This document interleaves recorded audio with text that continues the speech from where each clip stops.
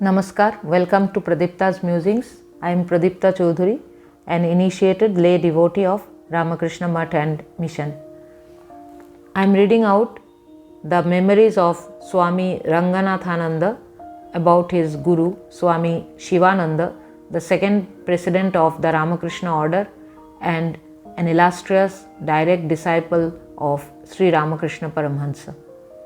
I am reading out these memories from the book Mahapurush Maharaj as we saw him, Reminiscences by his devotees, monastic and lay. Introductory.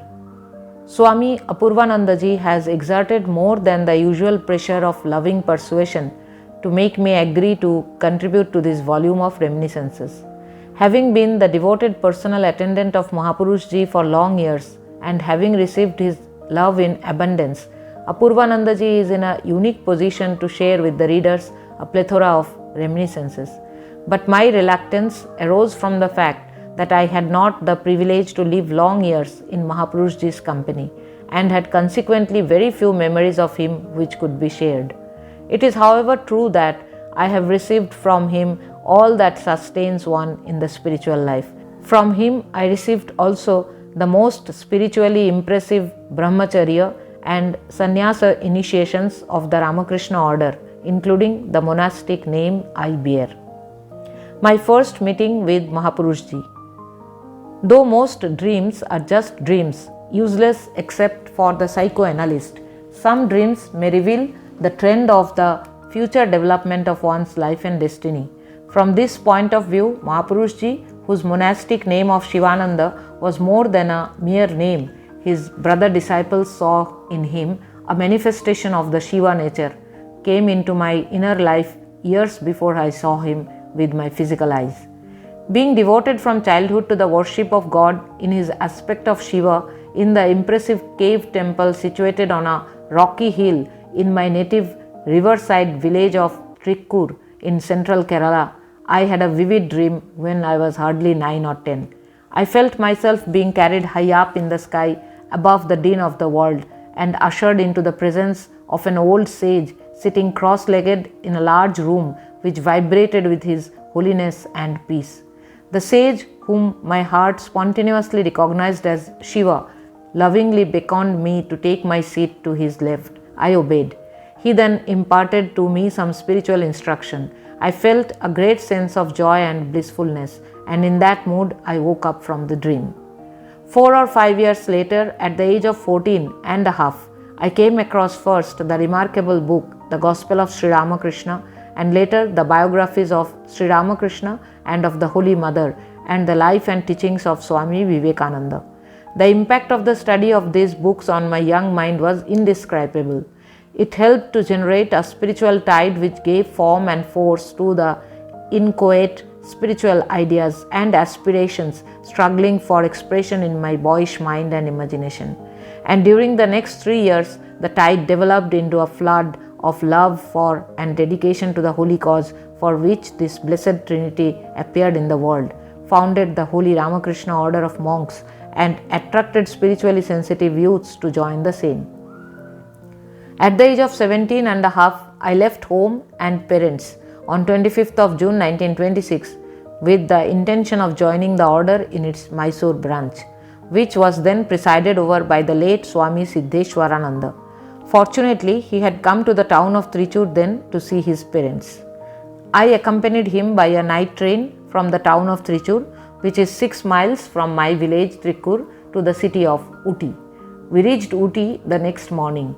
Here he wanted to meet Swami Shivananda, familiarly known as Mahapurushji, a direct disciple of Sri Ramakrishna and the second president of the Ramakrishna Math and Mission. He was then spending a few months in that beautiful hill station. Swami Siddheshwarananda took me to his presence. I prostrated before him and felt blessed to be in the presence of a direct disciple of Sri Ramakrishna, and we stayed there for a week as his guest, receiving the 3 blessings from him. On the 5th day of my stay, Swami Siddheshwarananda arranged for my spiritual initiation from Mahapurushji. I entered a large room where Mahapurushji was seated cross-legged on a carpet. He motioned me to sit on a seat spread to his left. As I took my seat and received spiritual instructions from him, I found the entire scene strangely reminiscent. I found it to be a reenactment in the world of fact of the dream I had in my boyhood. Dream of going up the hill, being ushered into the presence of Shiva in the form of a serene old person, getting seated to his left and having blissful feeling generated in my heart. After the initiation, he asked me whether I had anything with me to offer him as Guru Dakshina, offering to the Guru. When I replied in the negative, he placed 2 or 3 mangoes in my hand, asking me to offer those back to him. I did as directed and left the room after prostrating before him. Siddheshwarananda was familiarly known as Gopal and was much loved by Mahapurushji. When he and I went to take leave of Mahapurushji and to receive his blessings on the eve of our starting for Mysore, it was on 2nd July.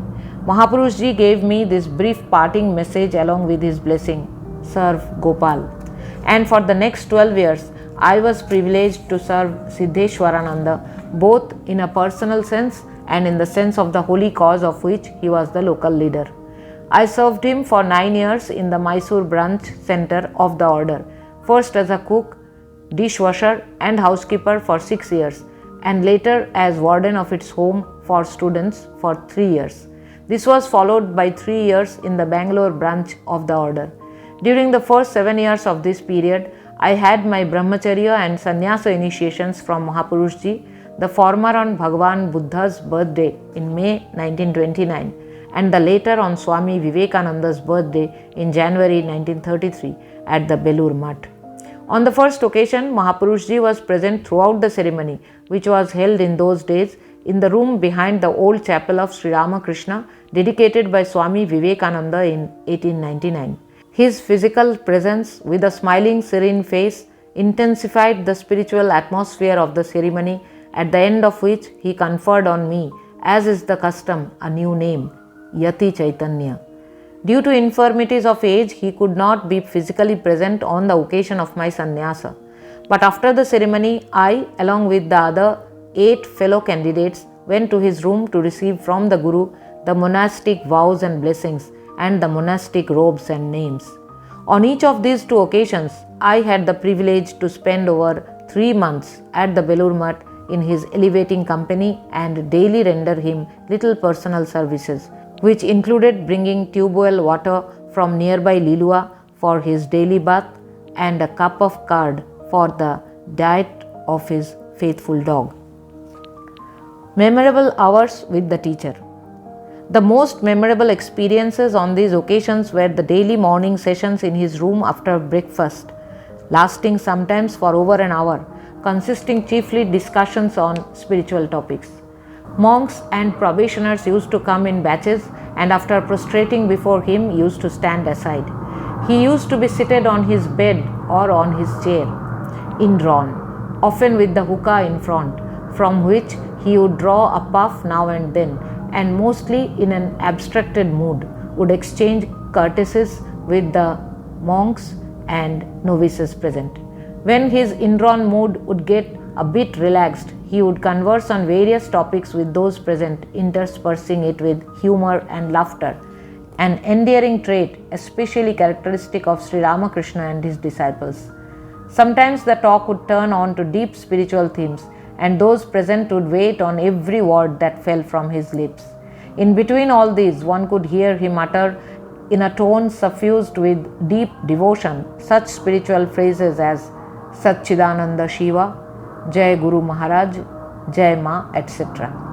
Within 10 months of my joining the order, Mahapurushji had permitted me, as a special case at the request of Swami Siddheshwarananda, to wear ochre clothes, which are usually worn by brothers of the order only after their sannyasa, in place of the probationers' white clothes. Viewed in retrospect, this blessing contributed not a little to my spiritual stability and growth. Spiritual guidance through letters. Though living far away in Mysore, I had the good fortune to receive from him extremely valuable spiritual guidance through letters. To my earnest request to be allowed to stay with him and serve him for long periods, he pointed out the futility and impracticability of seeking to be physically near one's Guru and exhorted me to serve the Guru through devoted service to the order in the various fields of its activities. He encouraged the monks of the order to develop a many-sided character and exhorted them to cultivate knowledge, secular and sacred, and develop practical efficiency. He always emphasized the need to combine meditation with work and pointed out the importance for all monks generally and for me specially of the company of one's monastic brothers for gaining spiritual strength.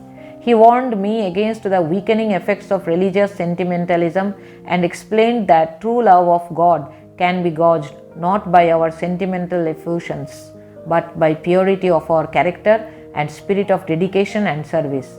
He always exhorted the monks and laymen to strive to acquire spirituality and warned them against all forms of showy piety and cheap religiosity. The following passages from some of his letters will convey some idea as to the type of spiritual guidance he gave and the spiritual strength he imparted to spiritual aspirants. The letters carry his own signature spelt as Shivananda. In his very first letter, Mahapurushji wrote, "From Ramakrishna Advaita Ashrama, Laksa, Benares City, 9/12/27. My dear Shankaran, I am very pleased with your letter. You are proceeding on the right way. It is the nature of the mind, unless it be purged of its bad habits by constant prayer and meditation, to drag man down to lower pleasures. It has acquired those habits through our past acts. So there is nothing to be disheartened in it. You and everybody shall have to infuse in it good ideas and good habits by present acts. Then it will not trouble you. That is the reason when a man wants to be spiritual, he has to remain always on the guard so that the mind goes not back again to its unnatural habits. During this period, constant struggle takes place. You are passing through that. If you have faith in yourself and in the grace of Sri Ramakrishna, you are sure to come out victorious. He helps him who struggles. That is his nature. Know it always that his helping hand is always guiding you. Otherwise, you would have been vanquished long ago and would have become an ordinary man. So you need not fear. With full faith in him, go on with your struggles. Pray to him for strength and help. Meditate on him. Through his blessings, the character of the mind will change and it will be a helping maid by your side. But you shall have to keep a constant watch on the mind till he comes and resides permanently within it. You shall feel it yourself. Sentimentalism is not good. Why shall you try to weep? Loving and weeping are not the same things. You shall love him, that's all. Tears are not the indication of bhakti. Bhakti can be gauged by one's manners and behavior, how he is attached to the Lord, whether he loves him or the world. The main part of puja, ritualistic worship, is when we try to think of his presence in the room and within us, seeing the union between the Lord within and the Lord on the throne. Feeling this, you may worship him in the manner you like. You cannot expect the same attitude to develop daily in the mind during worship. The sweetest feeling will fill you gradually. That is the reason why we worship, pray and meditate and try to think of the presence of the Lord in everything in the world. And we think that by each of our acts we are serving him. So go on with the best of attitude you can command to worship him and do the Lord's work. I am doing well through his grace. Hope this will find you to be the same. May you have bhakti, vairagyam and jnanam through his blessings. With my love, blessings and good wishes, affectionately yours, Shivananda. Another letter written from Sri Ramakrishna Mutt, Post Office, Belur Mutt, 15/4/28 by Swami Shivananda to Swami Ranganathananda. My dear Shankar, glad to get your letter and to know that through his grace you are all well now. Dull periods often come at first, and that is not bad, because it brings in the heart of a true devotee the zeal for greater endeavors. Praying to Sri Guru Maharaj, in your case also, may it bring in you the spirit for greater efforts. You are proceeding in the right lines. Through His grace, it will be over and your heart will be full of constant love and devotion for Sri Guru Maharaj. Affectionately ever yours, Shivananda. Another letter from Swami Shivananda to Swami Ranganathananda from Belur Mutt, Post Office, District Howrah, West Bengal, 10/7/28.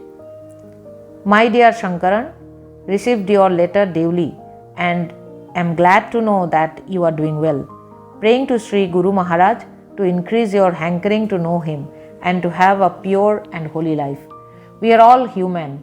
Temptations and bad thoughts come. Shall we have to weep for them? Let them come. What's of that? The more they come, we shall have to pray with double the energy to the Lord. They come as it is the will of the Lord, and when it will be His will again, they won't come. Know you to be His children, so you cannot be impure and unholy. Knowing this, pray to Him. Never indulge in these bad thoughts and evil deeds. Throw them away as soon as they come. If you cannot perform dhyanam, it does not matter. Japam will do.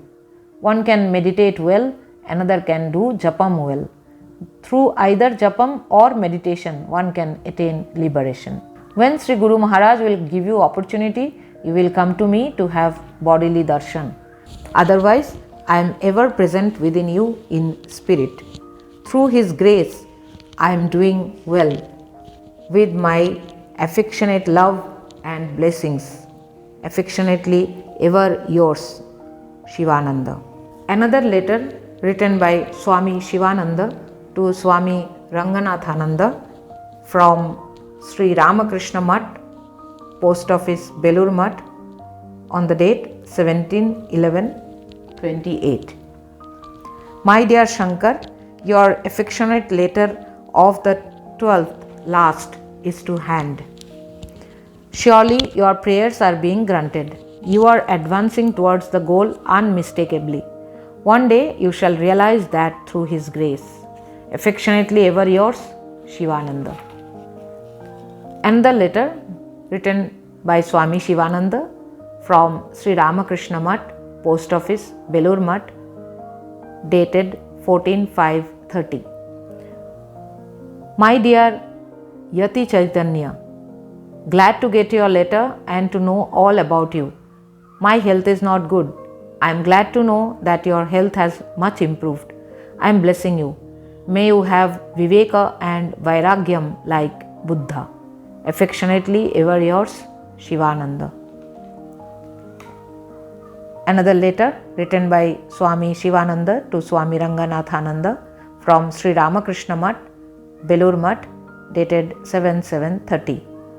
My dear Shankaran, received your letter and the kumkum of Sri Chamunda Devi. I am blessing you. May Sri Chamunda Devi grant you bhakti, viveka and vairagyam. My fever has left. I am better now. You need not come here again so soon. What is the necessity of spending so much over railway fare? What shall you gain by coming over here? Pray to Sri Guru Maharaj wherever you be. Only through His grace you can gain peace. You need not travel here and there. Do not give up work. Try to combine it with prayer and meditation. Idleness in the name of meditation and japam I do not like. For your salvation, cannot you depend on Him? How can you become Him unless you surrender yourself entirely to Him? What work you do is equally efficacious as the japam and meditation. You can visit your parents if you like. Seek the advice of Siddheshwarananda and depend entirely on him. Affectionately ever yours, Shivananda. Another letter by Swami Shivananda to Swami Ranganathananda from Belur Mutt, District Howrah, dated 24/9/30. My dear Yati Chaitanya, received your letter duly. My dear boy, to be spiritual is not an easy thing. Unless one gets purified through the fire of struggle, he is not fit for spiritual progress.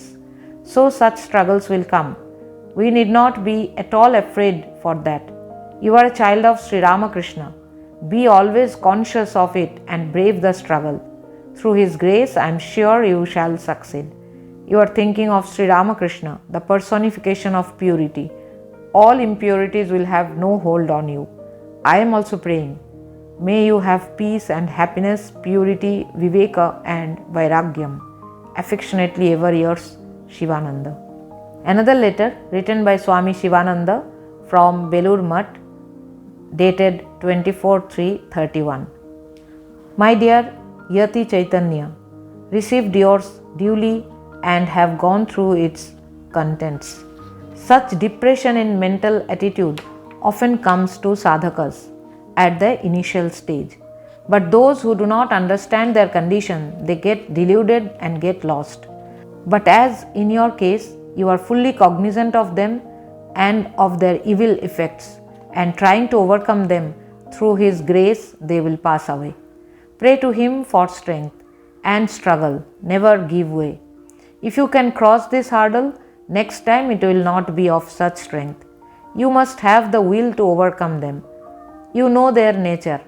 Throw them overboard. I am praying for you and blessing you. With such mental condition, it will be suicidal for you to go outside and live alone. Do not do it. During this time, do not trust your intellect, but do as the other sadhus tell you to do. This is the advantage of living with others. My health is not good.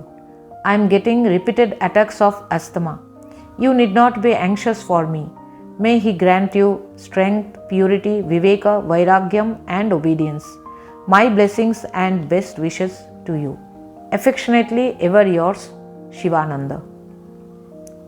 A mass of love and blessings.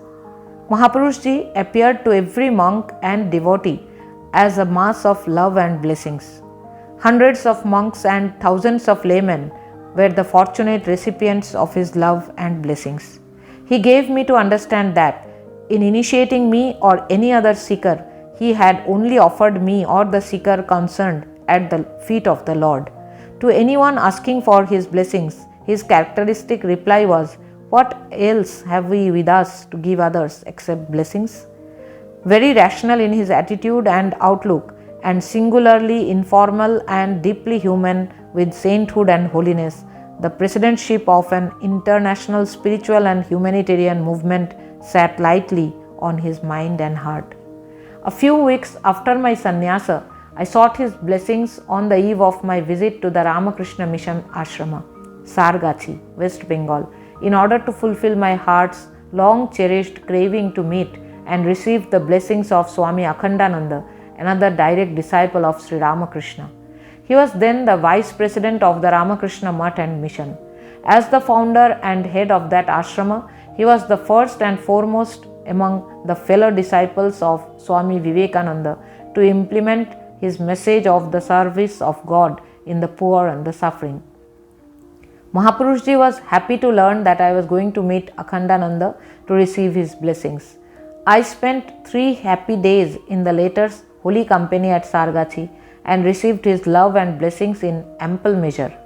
But sad news awaited me on my return to Calcutta, for Mahapurushji had suffered a stroke of apoplexy that very day, 25th April 1933, and lay in his room in the Belur Mutt with the right side of his body paralyzed.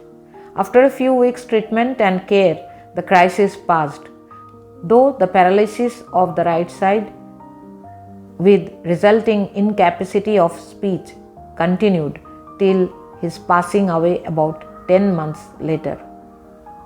The last glimpse. The last time I saw him was on the eve of my departure for Mysore after he had passed the crisis. I entered his room. He was lying on his back with his head resting on high pillows and face serene, calm and majestic.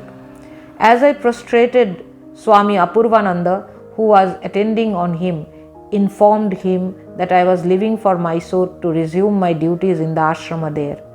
Unable to utter speech as he was, his eyes had an eloquence of their own and conveyed the feelings of his heart. Mahapurushji's face beamed with a smile of benediction, which found expression in the lifting of his left hand in an act of blessing. He communicated to Apurvananda by signs to give me some money with which I was to offer special worship to the Divine Mother at the temple on the Chamundi hill in Mysore, which was a favorite shrine of his, and to Sri Ramakrishna in the shrine of the local ashrama. I received the money as a sacred charge and did as he had desired on reaching Mysore, sending him the sacred prasada of the worship in due course. Conclusion. I consider myself thrice blessed for getting shelter under a teacher of his spiritual eminence, for being offered by him at the feet of Sri Ramakrishna, and for receiving his ample blessings in as much measure as I could spiritually digest and assimilate. Hari Om Tat Sat. Shri Ramakrishna Arpanamastu.